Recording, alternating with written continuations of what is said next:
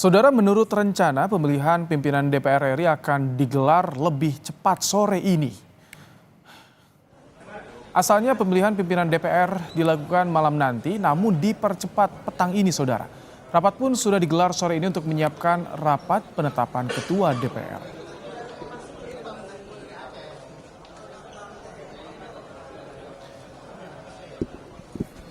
Kita pantau situasi terkini di gedung DPR MPR dan juga perbincangan soal pemilihan pimpinan DPR RI sore ini bersama Cynthia Rompas. Silakan Cynthia. Ya, Rahmat Ibrahim dan saudara, saat ini saya berada di studio mini Kompas TV di gedung DPR MPR RI Jakarta. Dan saat ini memang agendanya adalah sejumlah perwakilan dari partai politik sedang mengikuti rapat. Di mana rapat ini membahas sejumlah hal, diantaranya adalah untuk menentukan pimpinan DPR Republik Indonesia periode 2024-2029 yang nantinya juga akan dibahas seperti apa tata cara penetapan calon ketua ini, lalu akan membahas persiapan sumpah janji pimpinan DPR yang nantinya akan dipandu oleh Ketua Mahkamah Agung.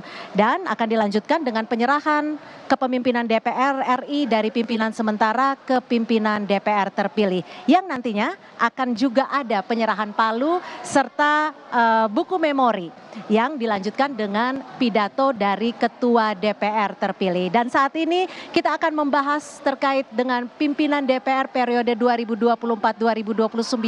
Sudah bersama saya Mas Agung Baskoro, Eksekutif Direktur Trias Politika Strategis. Selamat sore Mas Agung. Terima kasih sudah bergabung bersama kami di studio mini Kompas TV. Ini kalau lihat dari susunan acaranya ini kan masih berlangsung ya rapatnya. Kalau dari prediksi ataupun membacanya, apa yang bisa Anda baca terkait dengan pimpinan yang baru ini? Ya, seringkali politik kita itu dipengaruhi oleh dua panggung depan dan panggung belakang. Panggung depan yang kita lihat di layar kaca, di banyak tempat seperti itu. Tapi seringkali yang mempengaruhi itu panggung belakang. Dan hal-hal semacam itulah yang kini sedang dibahas oleh pimpinan sementara dengan pimpinan pimpinan partai, ketika memilih siapa ketua DPR-nya, siapa wakil-wakil ketuanya. Dan saya kira nama-nama itu sudah berseliweran di banyak media kita, dan kalau memang dirunut menurut Undang-Undang MD3 yang akan menjadi ketua DPR-nya adalah partai yang memiliki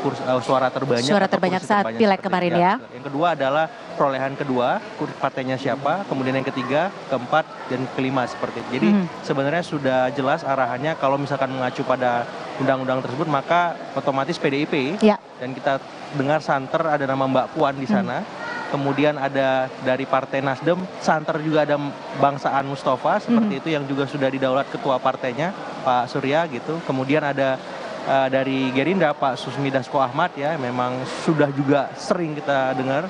Terakhir itu ada nama dari Golkar. Saya nggak tahu, ini masih perdebatan Golkar dan PKB, tapi tipis-tipis ada Bang Adis, ada Bang Riza seperti itu dari PKB. Jadi sebenarnya sudah kebayang siapa-siapa pimpinannya, tapi kita akan tunggu bagaimana diskusi yang sedang berlangsung. Karena memang arahan semacam ini kan sedikit banyak akan ada instruksi dari pimpinan-pimpinan partai di DPP, karena DPR ini merupakan perpanjangan tangan dari DPP tersebut. Dan kita tunggu seperti apa putusannya, tapi yang jelas ini menarik. Karena apa? Karena apakah memang panggung belakang itu bekerja dengan efektif atau justru karena ada hal-hal lain bisa berubah nama-nama yang tadi sempat saya karena sebutkan. Kalau kita balik ke belakang berbicara terkait dengan jumlah perolehan suara terbanyak kan ada PDIP menduduki kursi pertama, Golkar, Gerindra, Nasdem dan PKB. Artinya nama-nama dari anggota parpol inilah yang nantinya akan menjadi pimpinan DPR. Tapi yang menjadi pertanyaan adalah khususnya bagi masyarakat umum, seberapa strategiskah ketua dan juga wakil-wakil ketua DPR ini untuk nantinya bisa mewakili suara rakyat dan juga menentukan apa yang akan terjadi 5 tahun mendatang.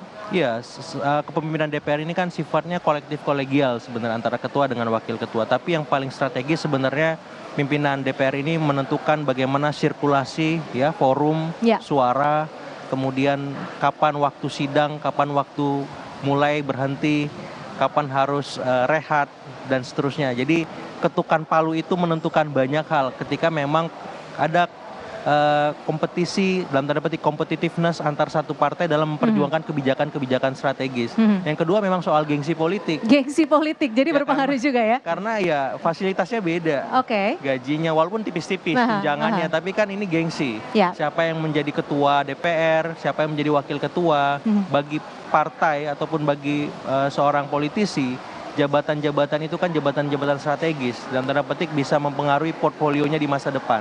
Kalau dia punya pengalaman sebagai ketua DPR, what next? Wakil presiden mungkin, presiden mungkin.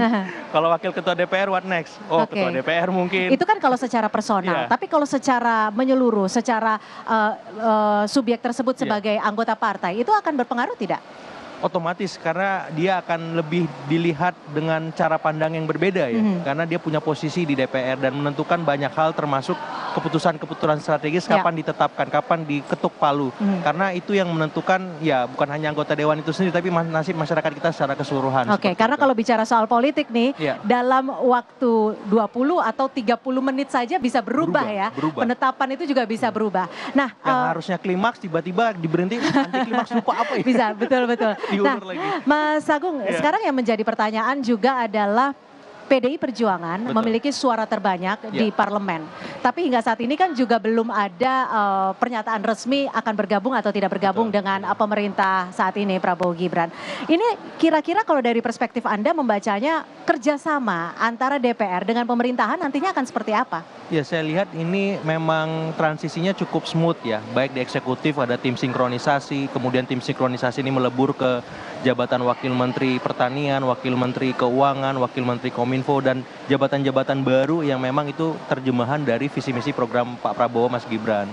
Dan di level legislatif sepertinya kok mirip ya, transisinya agak smooth.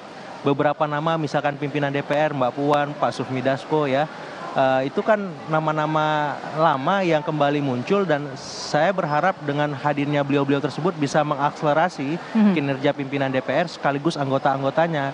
Karena memang tuntutannya bagi anggota DPR sekarang ini kan ada masukan soal legislasi yang perlu diperkuat baik secara kuantitas maupun kualitas. Kemudian soal-soal pengawasan, karena menumpuknya koalisi di pemerintahan, otomatis pengawasan lemah sehingga ini beban hanya untuk PDIP saja kelihatannya. Padahal pengawasan itu fungsi semua anggota dewan, fungsi partai kan. Tapi sekarang mata publik tertuju PDIP gabung atau enggak. Kalau PDIP gabung, alamat demokrasi seperti itu. Tapi kalau nggak gabung, alhamdulillah. Tapi saya melihat ada kemungkinan PDIP bergabung dan tidak bergabung tipis-tipis. Tipis-tipis itu karena ya apa ya, ada sejarah sejumlah yang kemungkinannya bagus. juga masih banyak ya. Betul, sejarah yang bagus personal Ibu Mega dengan Pak Prabowo itu memperkuat kemungkinan PDIP masuk itu sangat ada gitu. Tapi melihat idealisme Ibu Mega dengan PDIP yang punya DNA oposisi, walaupun berkoalisi juga bisa. Otomatis saya melihat ini sama besarnya kemungkinan itu. Kemungkinannya sama besar ya. Tapi lalu seperti apa kerjasama politik dan juga kerjasama bagaimana membangun bangsa ini antara eksekutif dan juga legislatif? Kita masih akan membahasnya usai jeda. Tapi saya akan kembalikan dulu ke Rahmat Ibrahim di studio Kompas TV. Baik, Cynthia.